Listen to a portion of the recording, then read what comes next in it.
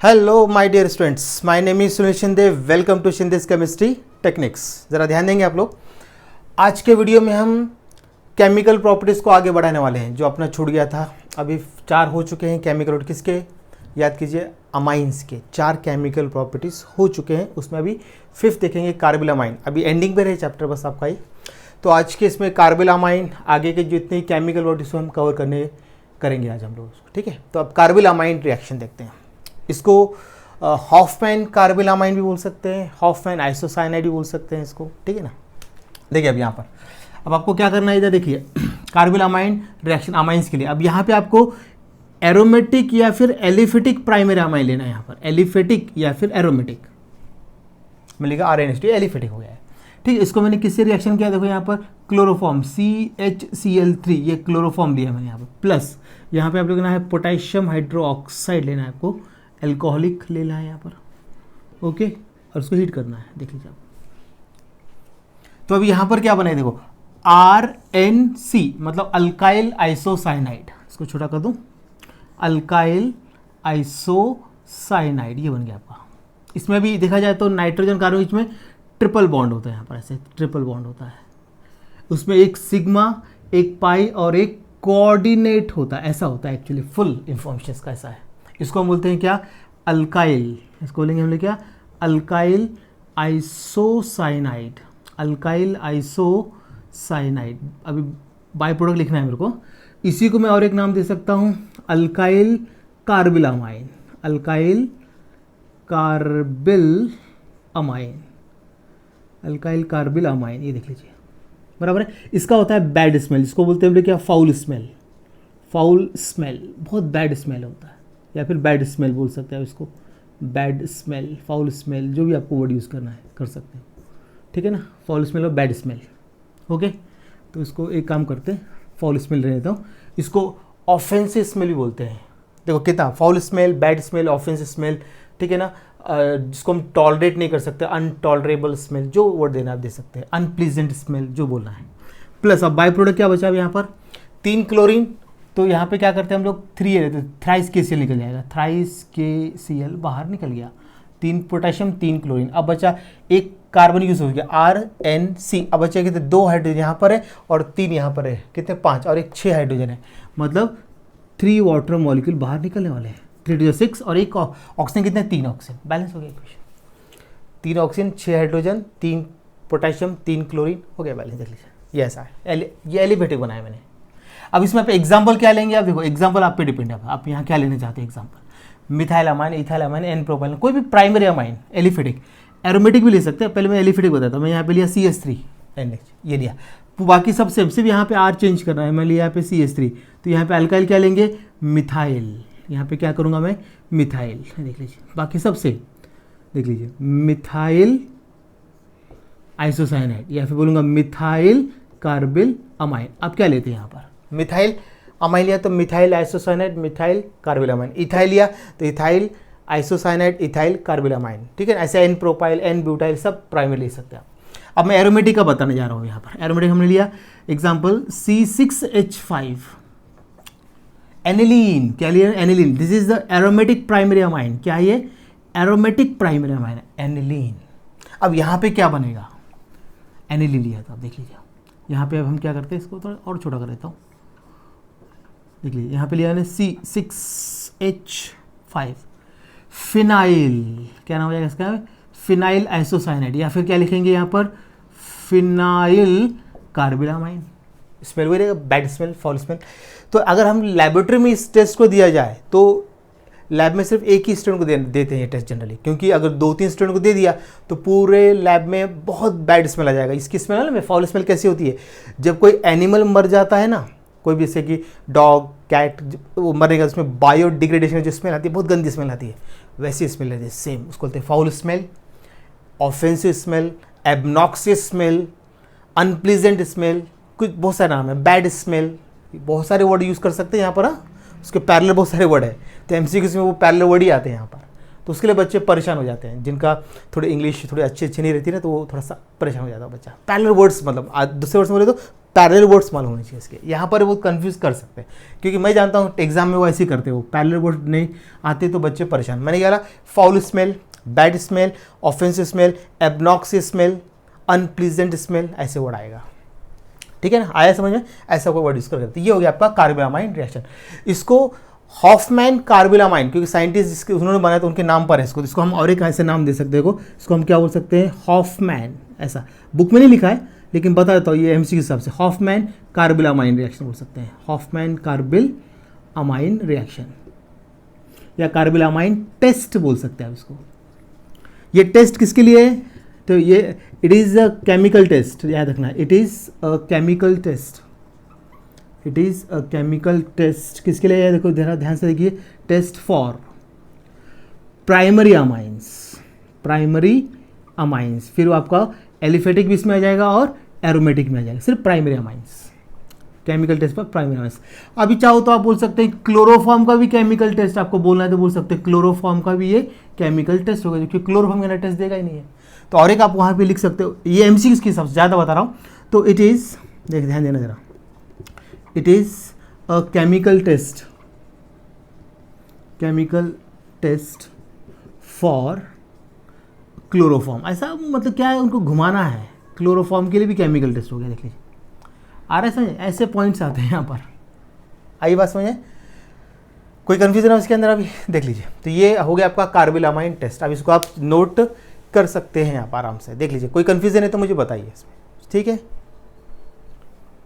चलिए अब देखते हैं next, reaction with Areen sulphonyl chloride.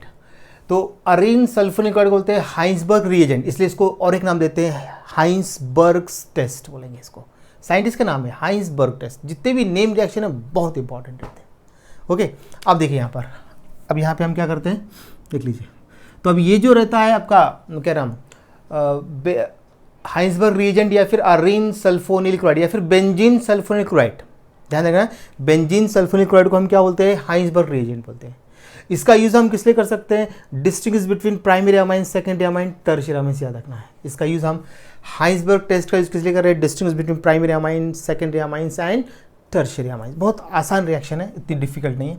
अब देखिए यहाँ पर आपको मैं बताता हूँ पहले कि बेंजीन, ध्यान दीजिए जरा, benzene sulphonyl, benzene sulphonyl chloride को हम क्या बोल रहे हैं यहाँ पर, benzene sulphonyl chloride is known as Hinsberg reagent. इसको हम क्या बोलते हैं, हाइंसबर्ग्स रिएजेंट बोलेंगे इसको, हाइंसबर्ग्स रिएजेंट, ये नाम आएगा इसका, हाइंसबर्ग रिएजेंट। ओके, ये नाम याद रखना है।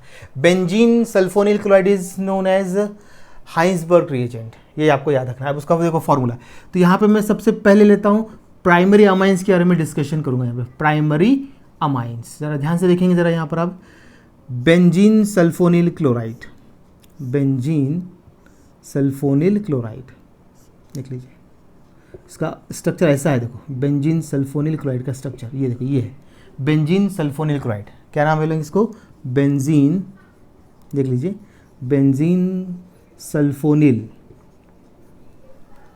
Benzene sulphonyl, sulphonyl chloride. Okay, benzene sulphonyl chloride, इसको हम बोलते हैं हाइंसबर्ग रिएजेंट। क्या बोलते हैं इसको हम लोग, हाइंसबर्ग्स रिएजेंट बोलेंगे इसको, हाइंसबर्ग रिएजेंट। ओके, ये है आपका हाइंसबर्ग रिएजेंट। तो इसको हमने किससे रिएक्शन किया, प्राइमरी अमाइंस के साथ किया। ये देखो, ये प्राइमरी इथाइल अमाइन ले लिया, C2H5NH2, ठीक है। अब यहाँ से HCl निकल जाएगा, ये निकल गया HCl। ओके, अब क्या बचा इधर, देख लीजिए, अब यहाँ पे क्या बचता है, देख लीजिए, S डबल बॉन्ड O, यहाँ पे आ जाएगा आपका N, यहाँ पे H आ गया, यहाँ पे आ गया आपका C2H5, ठीक है। और क्या निकल गया इसमें से आपका HCl, यहीं लिख देता हूँ -HCl, यहाँ भी चलता है, उधर लिख सकते हैं। तो इसको हम क्या लेंगे, अब इसका नाम क्या आना चाहिए, अभी देखो यहाँ पे आ रहा है आपका, देखो N इथाइल बेंजीन सल्फोनामाइड। क्या बोलेंगे इसको हम लोग, N इथाइल, जनरल बोलेंगे N अल्काइल, तो N इथाइल बेंजीन सल्फोनामाइड, ऐसा वर्ड आता है, सल्फोनामाइड, ये पूरा नाम है। अब ये एसिडिक कैरेक्टर होता है, कैसे कैरेक्टर होता है, एसिडिक होता है, ये एसिडिक इन नेचर क्यों होता है, क्योंकि देखो इस नाइट्रोजन से अटैच किया आपका H है, H है ना यहाँ पर, तो इसलिए H प्रोवाइड करता है, मतलब ये एसिडिक नेचर है। और ये nitrogen strong electron withdrawing group, ये सल्फोनिल ग्रुप से अटैच है, ये नाइट्रोजन किससे अटैच है, strong electron withdrawing group sulphonyl group से अटैच है, तो उसके कारण ये स्ट्रॉन्ग एसिड है। और ये किस में डिजोल्व हो जाएगा, अल्कलीस में, मतलब KOH NaOH इसमें डिजोल्व हो सकता है। देखो प्राइमरी अमाइंस में ऐसा होगा। क्लियर हो गया। देखो तो benzene sulphonyl chloride reacts with ethyl amine, यहाँ पे हमने इथाइल मतलब प्राइमरी अमाइन लिया, इथाइल अमाइन। ओके, तो अभी आपका यहाँ पे क्या बनेगा, इधर N ethyl benzene sulphonamide, N ethyl benzene sulphonamide बन गया। तो ये अल्कली में डिजोल्व होता है। ये क्या होता है, डिजोल्व इन अल्कली, ये याद रखना आपको, डिजोल्व इन अल्कली। अल्कली में ये क्या हो जाता है, डिजोल्व हो जाता है, क्योंकि ये एसिडिक कैरेक्टर है ना, एसिडिक कैरेक्टर है ये। क्यों एसिडिक, देखो इसके H है प्रेजेंट, और वो और एक बहुत है, ये nitrogen sulphonyl strong electron withdrawing group sulphonyl group से अटैच, इसलिए और ज़्यादा स्ट्रॉन्ग हो गया ये। क्लियर हो गया, ये हो गया प्राइमरी अमाइन। अब हम बात करते हैं सेकेंडरी अमाइन की। अब क्या करते हैं यहाँ पे, सेकेंडरी अमाइन लेते हैं, सेकेंडरी अमाइन। तो सेकेंडरी अमाइन क्या करना पड़ेगा, अभी आपको एक और इथाइल बढ़ा दो यहाँ पर, C2H5 हो गया सेकेंडरी अमाइन। तो यहाँ पे लिखे हम लोग क्या, डाई इथाइल अमाइन, H से निकलेगा, यहाँ पे डाल देता हूँ मैं C2H5, देख लीजिए C2H5, तो इसका नाम क्या हो जाएगा, NN। यहाँ पे देख लीजिए N, di ethyl, N di ethyl benzene sulphonamide. और ये एसिडिक कैरेक्टर का नहीं है, एसिडिक कैरेक्टर, क्योंकि यहाँ पे H ही नहीं है, तो इसलिए अभी क्या होता है, ये यहाँ याद रखना है कि it is insoluble in alkali, insoluble याद रखना, इनसॉल्यूबल इन अल्कली, अल्कली में इनसॉल्यूबल है ये, क्योंकि एसिडिक नेचर ही नहीं है उसका। क्लियर हो गया। प्राइमरी अमाइन एसिडिक नेचर, क्योंकि यहाँ पे H था, सेकेंडरी अमाइन में H नहीं, इसलिए एसिडिक नहीं है, तो इसलिए अल्कली में डिजोल्व नहीं होगा। प्राइमरी डिजोल्व हो रहा है, ये डिजोल्व नहीं हो रहा है, टर्शियरी रिएक्शन नहीं करेगा। Tertiary amines no reaction due to absence of hydrogen, due to absence of hydrogen. देखो अब हमने यहाँ पे टर्शियरी अमाइन लिया, देखो अब यहाँ पर C2H5, देखो टर्शियरी अमाइन मतलब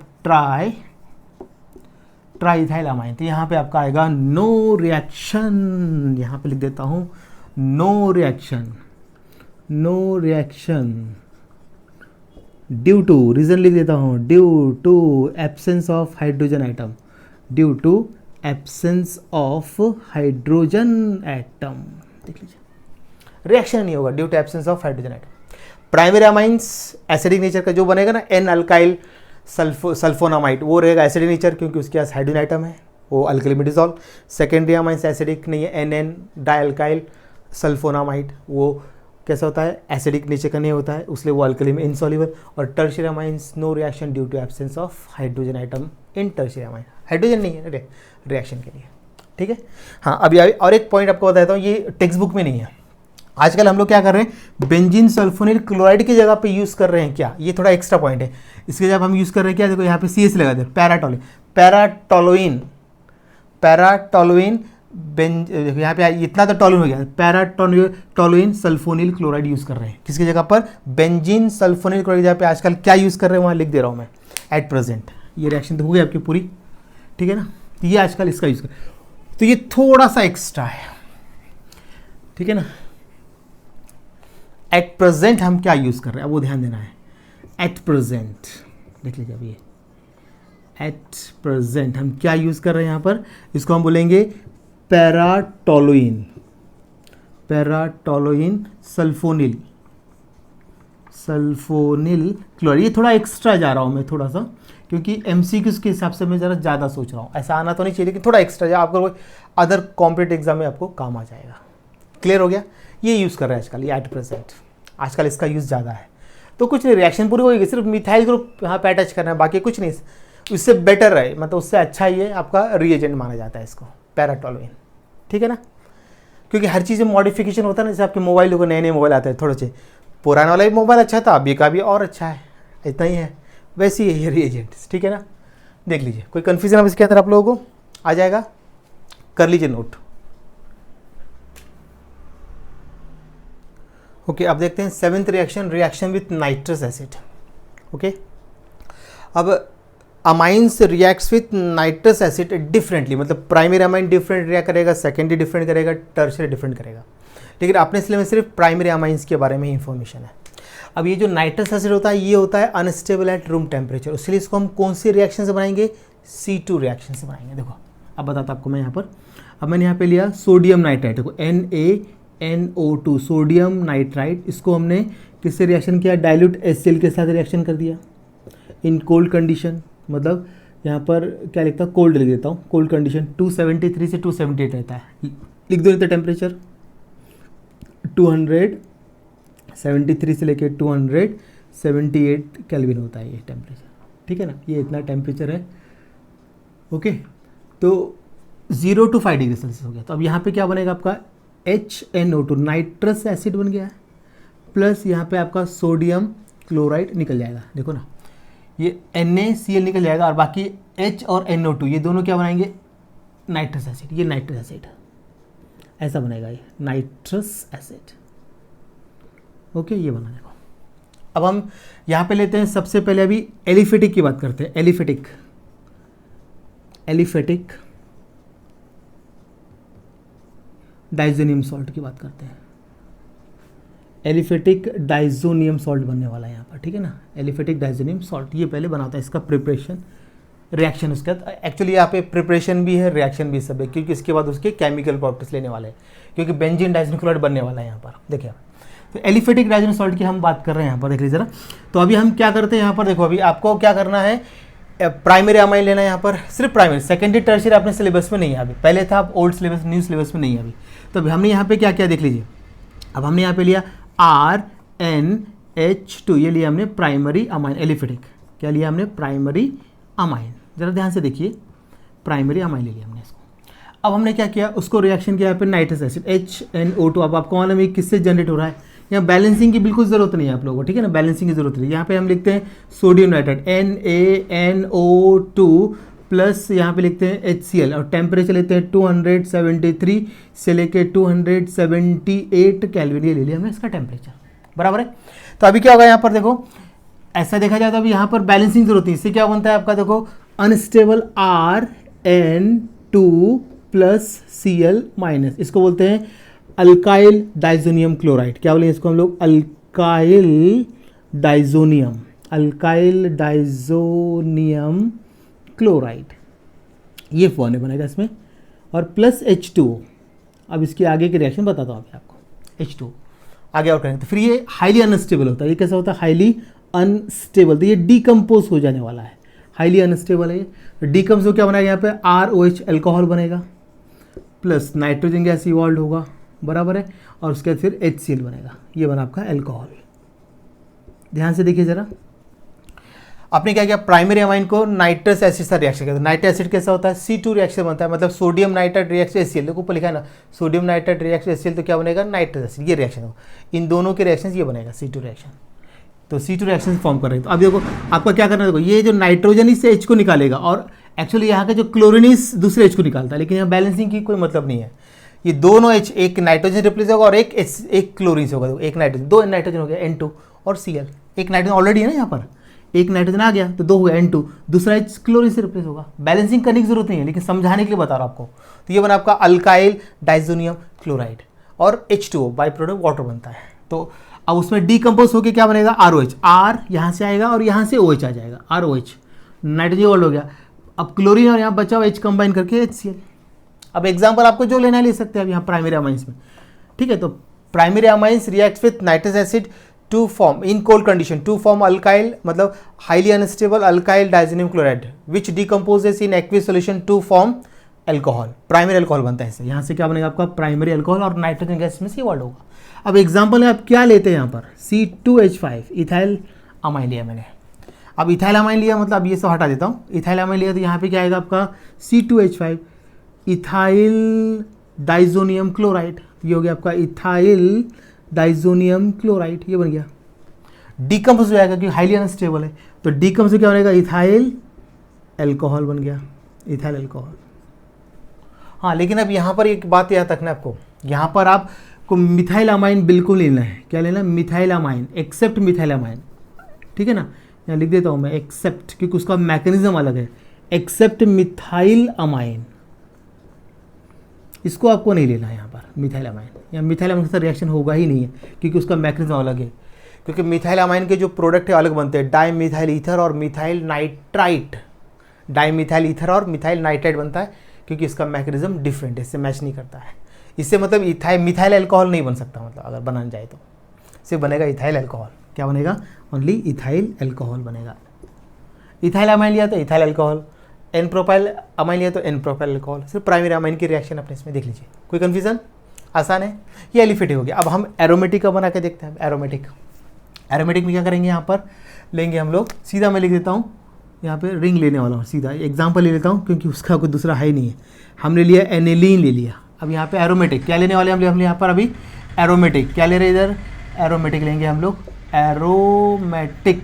ओके, ये ले लिया हमने, एरोमेटिक ले लिया, ठीक है ना। तो एरोमेटिक में आप देख लीजिए अभी एरोमेटिक में क्या होगा। अभी एरोमेटिक में तो यहाँ पर आपका क्या बनता है ज़रा देखते हैं अभी एरोमेटिक में। उसमें बना अनस्टेबल डाइजोनियम सॉल्ट बना, इसमें बनेगा बेंजीन डाइजोनियम क्लोराइड। ये बनेगा यहाँ पर क्या बनेगा? Benzene diazonium chloride. ये देख लीजिए, ये बना benzene diazonium chloride plus H2O। ये बना आपका benzene diazonium chloride, benzene diazonium chloride. ये कोल्ड कंडीशन में थोड़ी देर के लिए स्टेबल रहता है, याद रखना है। कोल्ड कंडीशन में थोड़ी देर के लिए कैसा रहता है? ये स्टेबल रहेगा आपका। ओके, ऐसा बनेगा, देख लीजिए। अब ऑल्टरनेटिव का मत लिख लीजिए, कोई जरूरत नहीं, बैलेंस इतना भी मार्क्स मिल जाता है। ये राइट है इक्वेशन, क्योंकि ये इसमें बैलेंसिंग की कोई ज़्यादा ज़रूरत नहीं है। ऑर्गेनिक में बैलेंसिंग की उतनी ज़रूरत नहीं होती है। क्लियर है अभी? ये देख लीजिए। तो एनिलीन, ये आपका एनिलीन है, एरोमेटिक प्राइमरी अमाइन। तो aniline reacts with nitrous acid to form benzene diazonium chloride. इसको डाइजोनियम सॉल्ट बोलते हैं। मतलब इस रिएक्शन को हम क्या बोलेंगे? डाइजोटाइजेशन बोल सकते हैं, ठीक है ना। इसको हम जनरल बोलना है तो क्या बोलेंगे? डाइजोनियम सॉल्ट, डाइजोनियम सॉल्ट बोलेंगे इसको, डाइजोनियम सॉल्ट। और इस रिएक्शन को हम क्या बोलने वाले हैं? डाइजोटाइजेशन। क्या बोलेंगे? डाइजोटाइजेशन रिएक्शन बोल सकते हैं इसको, डाइजोटाइजेशन रिएक्शन, ये हम इसको बोल सकते हैं, diazotization reaction. Formation of diazonium salt is known as diazotization. बहुत आसान है, सिर्फ प्राइमरी अमाइंस को उतना ज़्यादा टेंशन लेने की जरूरत नहीं। अब ये जो बेंजीन डाइजोनियम क्लोराइड है, ये क्या होता है? कोल्ड कंडीशन में क्या होता है? स्टेबल होता है फॉर शॉर्ट टाइम। तो उसको वो क्यों होता है? ड्यू टू रेजोनेंस, क्योंकि रेजोनेंस कारण क्या होता है? शॉर्ट टाइम के लिए वो स्टेबल होता है, ठीक है। अब हम देखते हैं उसके रेजोनेंस देखने वाले हैं भी हम लोग, ठीक है ना। ओके, चलो मैं उसका एक बार रेजोनेंस बना के दिखाता हूँ आपको। अब ध्यान देना, बेंजीन डाइजोनियम आयन जो होता है वो क्या होता है? कोल्ड कंडीशन में शॉर्ट टाइम के लिए स्टेबल होता है due to resonance. Resonance structure देखने वाले हैं अभी उसके हम लोग। तो देखो यहां पर अभी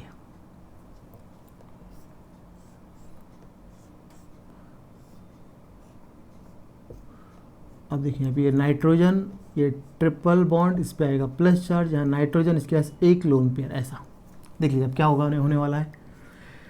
ये इलेक्ट्रॉन आपका इधर आएगा, ये इलेक्ट्रॉन आपका इधर आ जाएगा। देखो क्या हुआ इधर। तो फर्स्ट से सेकंड में कन्वर्ट कर रहा हूँ मैं अभी, देख लीजिए। ये रेजोनेंस होने के कारण अब क्या होगा आपका? यहाँ पर यहाँ डबल बॉन्ड आ गया, यहाँ पे एन पे प्लस आ गया, इधर डबल बॉन्ड आ गया, यहाँ पे एन, यहाँ पे आ गया आपका दो लोन पेयर, तो इसलिए यहाँ पे आ जाएगा माइनस चार्ज और इधर आ जाएगा प्लस, ठीक है ना। और बाकी जो बॉन्ड है वो आप लिखेंगे वहाँ पर, ये देख लीजिए, बनेगा आपसे ऐसा।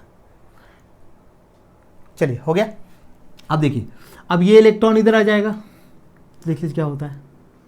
ये इलेक्ट्रॉन इधर आ जाएगा आपका, दिख रहा है कि नहीं? दिख रहा है, मुझे लगा वो कट तो नहीं गया कहीं।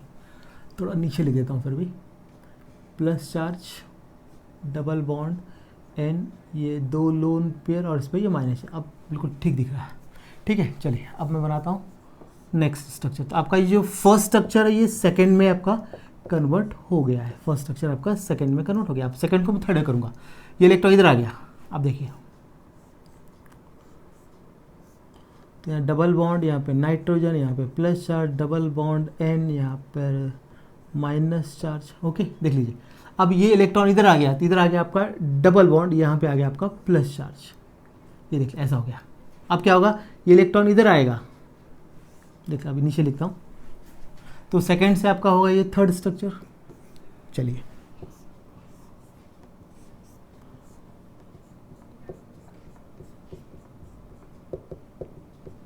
माइनस यहाँ पे प्लस, देख लीजिए अब ये इलेक्ट्रॉन इधर आ गया, तो इधर आ गया आपका डबल बॉन्ड, इधर आ गया आपकी डेफिशिएंसी। ओके, अब देखिए अब क्या होगा, ये इलेक्ट्रॉन रिटर्न यहाँ पे आ जाएगा, ये इलेक्ट्रॉन इधर रिटर्न हो जाएगा, ऐसा सिंगल बॉन्ड, यहाँ पे नाइट्रोजन, यहाँ पे ट्रिपल बॉन्ड, यहाँ पे एन, यहाँ पे एक लोन पेयर, यहाँ पे प्लस चार्ज, देख लीजिए। तो ये आपका फोर्थ स्ट्रक्चर है और ये आपका फिफ्थ। तो ये 5 रेजोनेंट स्ट्रक्चर का कारण क्या होता है कि डाइजोनियम आयन क्या होता है, कोल्ड कंडीशन में शॉर्ट टाइम के लिए स्टेबल हो जाता है, जबकि अल्काइल डाइजोनियम सॉल्ट जो होता है, वो जो अल्काइल डाइजोनियम सॉल्ट जो भी रहेगा वो हाईली अनस्टेबल रहता है, वो डीकम्पोज होकर अल्कोहल फॉर्म करता है, ये नहीं करता, ये यहीं पे स्टेबल हो जाता है ड्यू टू रेजोनेंस। देख लीजिए आप स्ट्रक्चर्स, आ रहा है समझ में ना। यहाँ का इलेक्ट्रॉन इधर आ गया, ये इलेक्ट्रॉन इधर आएगा, तो ये इलेक्ट्रॉन इधर आएगा, ऐसा कर लीजिए। तो यहाँ पे आ गया प्लस चार्ज डेफिशिएंसी, यहाँ पे प्लस चार्ज डेफिशिएंसी कर देते इधर, ठीक है ना। तो यहाँ पे आएगा माइनस है, क्योंकि नाइट्रोजन सिर्फ एक लोन पेयर होता है, तो 2 आएगा तो माइनस, और वो कम हो जाएगा तो प्लस हो जाता है। देखो यहाँ पे लोन पेयर नहीं है, इसलिए प्लस चार्ज आ रहा है, ठीक है। अब क्या होगा, ये इलेक्ट्रॉन इधर आ गया तो डबल बॉन्ड हो गया, तो यहाँ पे प्लस चार्ज आ गया। अब घुमाना है बस, ये इलेक्ट्रॉन इधर आ जाएगा, तो यहाँ पे प्लस चार्ज, देखो यह प्लस और यहाँ पे डबल बॉन्ड। अब ये इलेक्ट्रॉन इधर रिटर्न, ये आपका रिटर्न हो गया, ये देखो ये इलेक्ट्रॉन रिटर्न हो गया। तो रेजोनेंस कारण ये शॉर्ट टाइम के लिए स्टेबलाइज होता है, ठीक है। कर लीजिए इसको भी नोट। ओके, अब देखते हैं reactions of Areen diazonium salts, ठीक है। तो इसके जो रिएक्शन है, इसको 2 कैटेगरी में डिवाइड किया है। पहले कैटेगरी है reactions involving displacement of Dizo group, और दूसरा है retention of Dizo group, 2 part में है, उसको कपलेट रिएक्शन बोलते हैं। तो वो आसान है, ये भी इजी है, लेकिन थोड़ा रिएक्शन ज़्यादा, 6 रिएक्शन इसके अंदर। ठीक है, अभी रिप्लेसमेंट बाय क्या ले रहे हैं हम, क्लोराइड। यहाँ पे न्यूक्लियोफिलिक सब्स्टिट्यूशन रिएक्शन होगी, तो क्लोराइड आयन, ब्रोमाइड आयन और साइनाइड आयन। तो यहाँ पे 2 नेम रिएक्शन आते हैं, देखा मैं इसको पहला यहाँ पे लिखने जा रहा हूँ, देखो फर्स्ट लिखने जा रहा हूँ मैं सैंडमेयर्स रिएक्शन। देखो सैंडमेयर्स रिएक्शन आपके टेक्स्ट बुक में अगर आप जाएंगे ना, तो आपको सिर्फ एक टेबल फॉर्म में मिलेगा ये सारा। तो इसको मैं थोड़ा सा बढ़िया करके देना चाहता हूँ आपको मैं, ठीक है ना, बहुत अच्छे ले रहा हूँ। तो सैंडमेयर्स रिएक्शन देख लीजिए क्या करना है आपको। तो यहाँ पे हम सीधा लेते हैं, सी ऐसे लिख देते हैं, ठीक है ना, या AR लिखा तो चल जाता है। तो देखो बेंजीन, अब यहाँ पे लेगा या एनिलीन लेना है हमको, तो सॉरी आपकी रिएक्शन कौन सी है, डाइजोनियम सल्फेट। तो यहाँ पे लेते हैं N2 plus Cl-, benzene diazonium chloride direct लेता हूँ जो एग्जांपल है बेंजीन, क्योंकि दूसरा एग्जांपल ही नहीं है इसका। तो बेंजीन डाइजोनियम क्लोराइड, इसको हम क्या करेंगे, देखो बेंजीन डाइजोनियम क्लोराइड को किससे रिएक्शन करेंगे, देखो यहाँ पर लेते हैं, अभी यहाँ पे लेते हैं CuCl प्लस HCl, ठीक है। तो क्यूप्रस क्लोराइड लेना है, तो और करस्पॉन्डिंग एसिड, यहाँ पे क्लोराइड लिया, यहाँ पे अगर आपको क्लोरोबेंजीन बनाना है तो क्लोराइड आयन इस पूरे ग्रुप को, ये पूरे ये दिख रहा है पूरा N2, ये जो दिख रहा है आपको ये N2Cl2, ये डाइजो ग्रुप है, इस पूरे ग्रुप को यहाँ से रिप्लेस कर देगा। तो यहाँ पे क्या हो जाएगा आपका C6H5 और अटैच हो गया Cl, तो ये बन गया आपका क्या, क्लोरोबेंजीन बन गया। क्या बन गया यहाँ पर, क्लोरोबेंजीन फॉर्म हो गया आप देखो, क्लोरोबेंजीन प्लस इसमें से नाइट्रोजन गैस 100% बाहर निकले, बाकी कुछ करने की जरूरत नहीं, क्योंकि वो फिर आपका ये N2 तो निकल गया, अभी क्लोरीन जाके यहाँ फिर से आ जाएगा, तो वहाँ लिखना नहीं है आपको, डायरेक्ट ऐसे करना। ये हो गया आपका, तो ये हो गया आपका क्या, फॉर्मेशन ऑफ क्लोरोबेंजीन। ओके, फिर देखते हैं, ये साइड में रिएक्शन है, ठीक है। अब हम क्या करते हैं, फॉर्मेशन ऑफ ब्रोमोबेंजीन बनाना है, तो अभी क्या करें, यहाँ पे ब्रोमीन लेंगे, करस्पॉन्डिंग देखो यहाँ पे CuBr और यहाँ पे HBr ले लो, हो गया। तो यहाँ पे ब्रोमीन कर दो, बस, बाकी सब रिएक्शन सेम है। ये हो गया आपका ब्रोमोबेंजीन, ये हो गया आपका क्या, ब्रोमोबेंजीन, ये हो गया आपका ब्रोमोबेंजीन, सब सेम। अब लेते हैं क्या, यहाँ पे साइनाइड, देख लिया आप, साइनाइड लेते हैं, कॉपर साइनाइड, और यहाँ पे लिया पोटेशियम साइनाइड ले लिया, ये देखो पोटेशियम साइनाइड, देख लीजिए बराबर है, देख लीजिए। तो अभी क्या होगा, साइनाइड ग्रुप इस ग्रुप को निकाल देगा यहाँ से, तो यहाँ पे आ जाएगा साइन, तो साइनोबेंजीन, सॉरी CN मतलब साइनोबेंजीन बन गया, साइनोबेंजीन, या बेंजोनाइटाइल बोल सकते हैं इसको, क्या हो सकता है, और एक नाम है इसका सबसे अच्छा, बेंजोनाइटाइल, टेंशन ही खत्म, कॉमन भी है, IPC भी है, बेंजोनाइटाइल खत्म, बाकी कुछ नहीं करना, बैलेंस है, हो गया। तो ब्रोमाइड, क्लोराइड, ब्रोमाइड, साइनाइड, ये सैंड में रिएक्शन हो गया। स्टैंड में रिएक्शन में हम लोग क्या करते हैं, यहाँ पे कॉपर का सॉल्ट लेना है, कॉपर सॉल्ट और करस्पॉन्डिंग एसिड लेते हैं यहाँ पर, ठीक है ना, ऐसा लेना है। तो अब यहाँ अगर आपको क्लोरोबेंजीन बनाते हैं, यहाँ पे कॉपर क्लोराइड और क्यूप्रस क्लोराइड, उसको देंगे क्यूप्रस क्लोराइड HCl। अगर आपको ब्रोमोबेंजीन बनाना है तो क्यूप्रस ब्रोमाइड और HBr। अगर आपको बेंजोनाइट्राइल बनाना है तो यहाँ पे क्यूप्रस साइनाइड और क्या लेंगे, पोटेशियम साइनाइड लेना, तो हो गया, कुछ नहीं है, बहुत सिंपल रिएक्शन है। और इसी में देखेंगे अभी एक और है, गटरमैन रिएक्शन बोलते हैं। मैं इसको सेपरेट कर रहा हूँ, ठीक है, थोड़ा अच्छा कर रहा हूँ कॉम्पिटिटिव एग्जाम के हिसाब से। रिप्लेसमेंट में ही है सेकेंड पार्ट इसका। यहाँ पे मैं लिख रहा हूँ गटरमैन, नाम है साइंटिस्ट के सारे, Gattermann, Gattermann reaction, Gattermann reaction. इसमें देखना सेम है, सिर्फ यहाँ पे क्लोराइड ब्रोमाइड यूज होगा, साइनाइड नहीं होता है। तो आप देखो यहाँ पे लिखा है मैंने एनिलीन लिया, सॉरी बेंजीन डाइजोनियम क्लोराइड ले लिया मैंने, यहाँ पर ये लिया बेंजीन डाइजोनियम क्लोराइड ले लिया। इसको मैंने किससे रिएक्शन किया, देखो यहाँ पे आपको लेना है सिर्फ कॉपर पाउडर, वहाँ पे क्या ले रहे थे सैंड में रिएक्शन में cuprous chloride, cuprous bromide, cuprous cyanide, ऐसे यहाँ पे कॉपर पाउडर लेना है और करस्पॉन्डिंग एसिड HCl। कुछ नहीं, अब ये क्लोराइड इस पूरे ग्रुप को रिप्लेस कर देगा, तो यहाँ बन जाएगा आपका C6H5Cl प्लस यहाँ से N2 गैस इवॉल्व, बाकी कुछ नहीं करना, बन गया क्लोरोबेंजीन। ये बन गया आपका क्या, क्लोरोबेंजीन बन गया। यही एग्जाम, बाकी दूसरे एग्जाम्पल है ही नहीं ना इसके, तो कुछ टेंशन नहीं लेना। क्लियर। अब देखते हैं दूसरा। अब यहाँ पे लेते हैं क्या, कॉपर पाउडर से रहेगा, सिर्फ आपको एसिड चेंज करना है, यहाँ पे HBr लेना है बस। तो यहाँ हो जाएगा ब्रोमीन आ जाएगा, पूरी रिएक्शन सेम, ये हो गया आपका bromobenzene.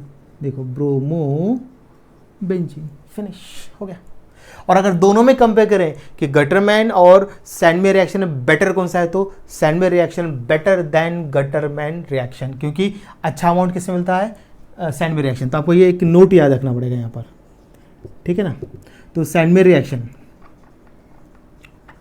सैंडमेयर्स reaction, Sandmeyer's reaction is better than gutterman, is better than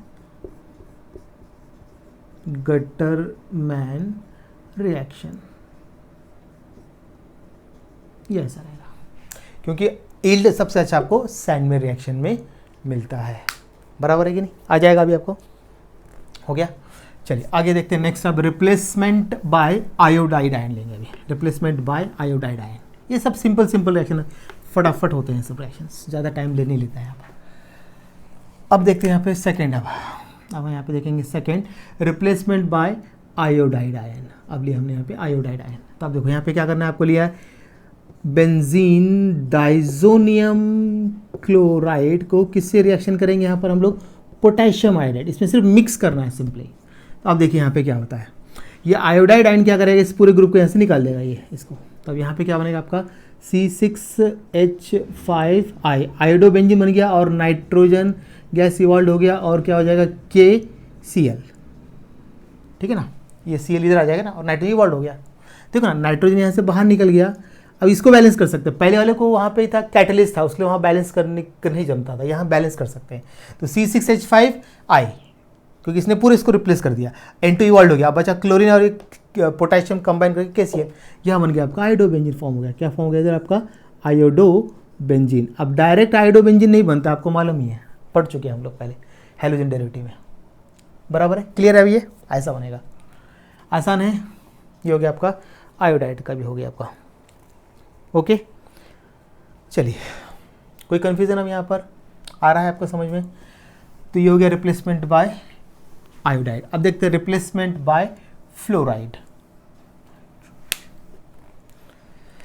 अब देखते हैं नेक्स्ट यहाँ पर अभी रिप्लेसमेंट बाय फ्लोराइड आयन देखते हैं अभी। अब देखिए यहाँ पे क्या करेंगे, अब हमने यहाँ पे लिया बेंजीन डाइजोनियम क्लोराइड लिया, इसको हमने किससे रिएक्शन किया, HbF4, फ्लूरोबोरिक एसिड बोलते हैं इसको हम लोग, क्या बोलते हैं इसको, फ्लूरोबोरिक एसिड, फ्लूरोबोरिक एसिड बोलना है इसको, क्या बोलना है, फ्लूरोबोरिक एसिड। इसका नाम तो मालूम है आपको, benzene diazonium chloride, benzene diazonium chloride, बराबर है। उसको हमने इससे रिएक्शन किया, तो अब क्या बनेगा देखो अभी, तो यहाँ से आपका HCl निकल जाएगा, यहाँ से निकाल देता हूँ मैं HCl, और ये BF4 इसमें ऐड हो जाएगा, तो क्या बना यहाँ पे C6H5N2 प्लस BF4, इसका आपको मिलेगा प्रेसिपिटेट मिलेगा आपको, बेंजीन डाइजोनियम फ्लोरोबोरेट बोले इसको, बेंजीन, जनरल आरीन, बेंजीन को आरीन बोल सकते हैं, benzene diazonium fluoroborate,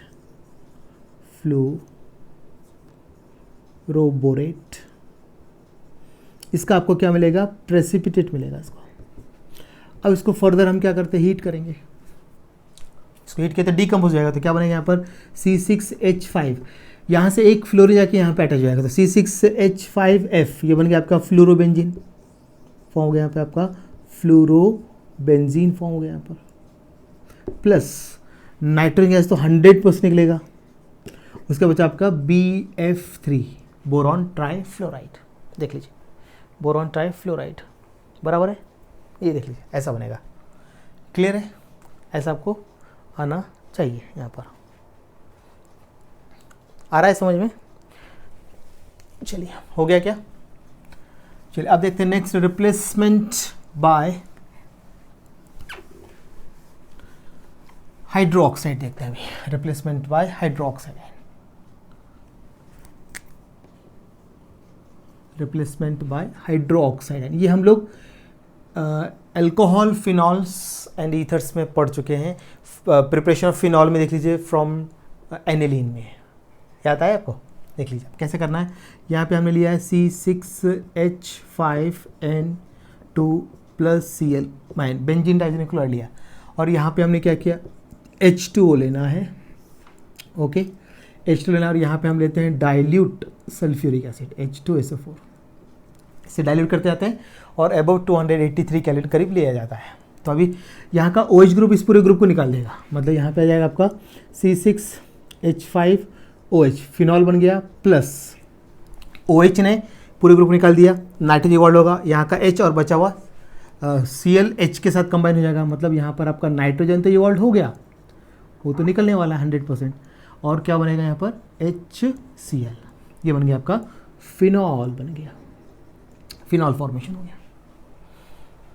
benzene diazonium chloride को क्या कर रहे हैं हम लोग, एसिड हाइड्रोलिसिस कर रहे हैं, तो क्या बनेगा आपका फिनॉल। डाइजेनियस सॉल्ट में सभी में नाइट्रोजन गैस 100% निकलता है, ध्यान देना है, नाइट्रोजन गैस 100% निकलता है, कुछ भी कर लीजिए आप, ओके। चलिए अब नेक्स्ट देखते हैं, रिप्लेसमेंट बाय हाइड्रोजन देख लेते हैं, रिप्लेसमेंट बाय हाइड्रोजन, ओके। चलिए रिप्लेसमेंट बाय हाइड्रोजन देख लेते हैं, भैया हाइड्रोजन ऐसा लेते हैं यहाँ पर, तो यहाँ पे इसमें दो रिएक्शन पढ़ने वाले हैं, पहले हम लेंगे, देखो यहाँ पर हमने यहाँ पे लिया बेंजीन डाइजोनियम क्लोराइड, इसको हमने किसके साथ रिएक्शन किया, यहाँ पर हम लेते हैं H3PO2 प्लस H2O, इसको बोलते हैं हाइपो या फॉस्फेनिक एसिड बोल सकते हैं, इसको क्या बोलते हैं, फॉस्फेनिक एसिड, फॉस्फेनिक एसिड या हाइपोफॉस्फोरस एसिड, और एक नाम है इसका दूसरा, और एक नाम लेता हूँ हाइपोफॉस्फोरस एसिड, ऐसे दो नाम देते हैं इसको, ठीक है ना, फॉस्फेनिक एसिड या हाइपोफॉस्फोरस एसिड। अब देखिए यहाँ पर क्या हो रहा है, डाइजोनियम सॉल्ट का जो होता है, डाइजोनियम अरीन डाइजोनियम का क्या हो रहा है, रिडक्शन हो रहा है, यहाँ पे अरीन डाइजोनियम का क्या रिडक्शन होगा। अब देखिए यहाँ पे क्या होगा, मैं आपको पहले क्या करता हूँ, इसमें देख लीजिए, आपको मालूम है नाइट्रोजन तो निकलने वाला है, ठीक है, ये H जाके इधर अटैच करेंगे तो HCl बाहर निकल गया, ये नाइट्रोजन बाहर निकल गया, HCl बाहर निकल गया, अब एक ऑक्सीजन जाके इसमें अटैच होगा तो H3PO3 हो गया, और एक बचा हाइड्रोजन जाके यहाँ पे अटैच, तो बेंजीन बन गया, C6H5H, यहाँ पे H ले लिया, यहाँ पे H अटैच हो गया, यहाँ पर आपने ऑक्सीजन अटैच कर लिख दिया, क्या क्या अटैच कर रहा है वहाँ पर, तो आपको समझ में आ जाएगा, ठीक है। अब देखिए क्या बनता है इधर, यह बन गया आपका C6H6 बेंजीन फॉर्म हो गया यहाँ पर, बेंजीन।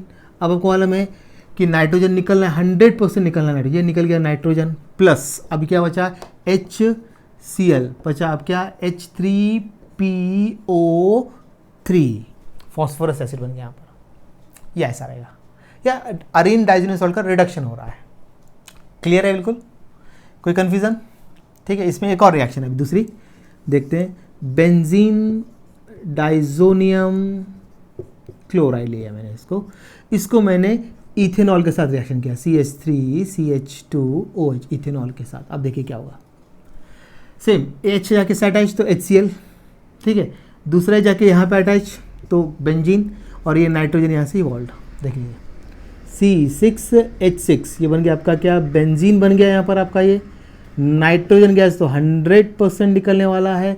अब क्या बचा यहाँ पे, CH3CHO, ये HH गए दोनों यहाँ, तो बचा क्या, CH3CHO एसिटल्डिहाइड, ये ऐसे दो है। तो यहाँ भी क्या हो रहा है, अरीन मतलब डाइजोनियम आयन का क्या हो रहा है, रिडक्शन हो रहा है। ये दोनों जो रिएक्शन जो हो रही है, यहाँ पे आपका क्या हो रहा है, रिडक्शन हो रहा है। यहाँ पे क्या हो रहा है आपका, रिडक्शन हो रहा है। यहाँ पर दिख रहा है क्या,